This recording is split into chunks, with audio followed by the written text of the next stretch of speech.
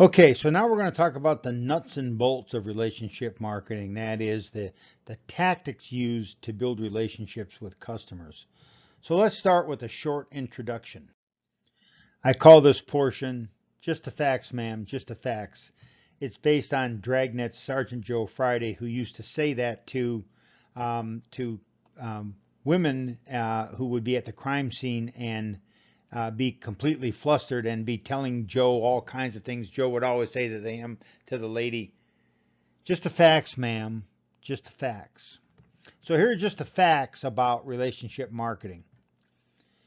It costs 5 to 7 times more money to find a new customer than retain a current one. Okay, so it costs 5 to 7 times more money to find a new customer than to retain a current one. So it's obviously less expensive to retain customers than find new ones. The average customer loses about 10% of its customers per year. It's sort of the circle of life. I call it the circle of customer relationships. A 5% reduction in the loss of customers can increase profits by 25 to 75%. This is according to Bain and Company. And the longer you have a customer, the more profitable they become. According to American Express, their research shows that retained customers buy more often and spend more than newer customers. These are important facts that drive you to the notion that relationship marketing is a sound business strategy. And finally, of customers who register a complaint with the company, 60 to 75% will do business again with the company if their complaint was resolved. The figure goes up to 95% if the complaint was resolved quickly and fairly. The average customer will tell 5 people about good treatment they got if the complaint was resolved, and they will tell an average of 8 people about the poor treatment if the complaint was not resolved. So the bottom line here is that it is important to resolve complaints quickly and fairly. And if you do, you have a really good chance of retaining that customer. So it is important in a relationship marketing perspective to resolve complaints quickly and fairly. Relationship marketing is, of course, the art of finding and retaining profitable customers. And we talked about this before. Many companies will find that a significant percentage of their customers are not profitable.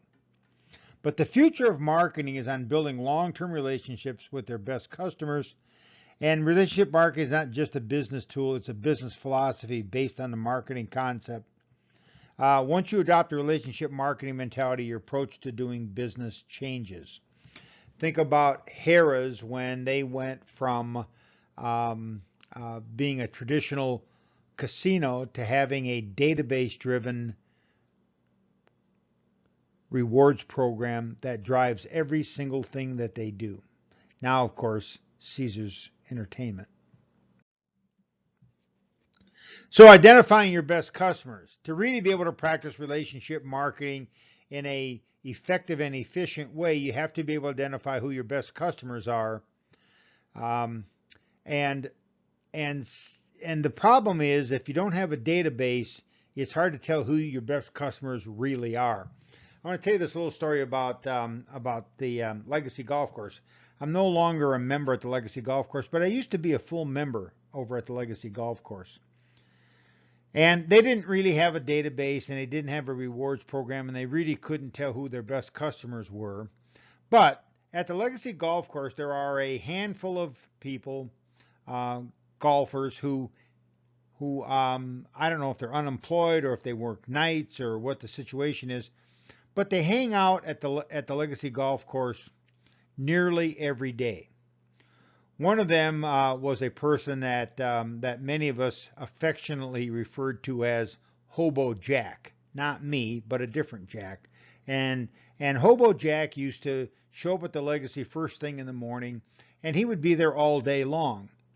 And he would practice putting, and then he'd go over and he'd practice chipping with the balls that they had set aside for chipping. He would then take some of those balls and put them in his pockets, and he would go up and he would hit them on the driving range, and then he would scrounge balls up and down the driving range. And at lunch, he would go in and ask for a glass of water, and then a couple of packets of and a lemon.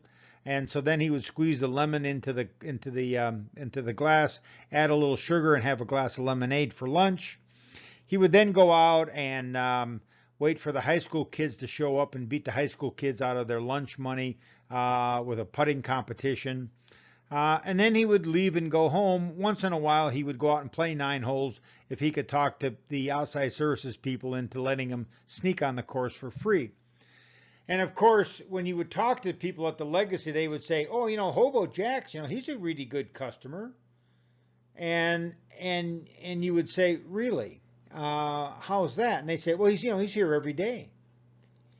And of course, the reality of it was that yes, he was there every day, but he never spent any money. And so basically, he was using the Legacy Golf Course as a free recreational area where he could practice his golf all day long, maybe clip the local kids for a few dollars, and then come back and do the whole thing over the next day. Many businesses have customers like that. That is, if you're not paying any attention, you think that they are valuable customers when they spend little or no money on your product and on your services. And so there is this notion of identifying who your best customers are, and then there's this notion of the illusion of who your best customers are. You're always much better off to have data to determine who your best customers are.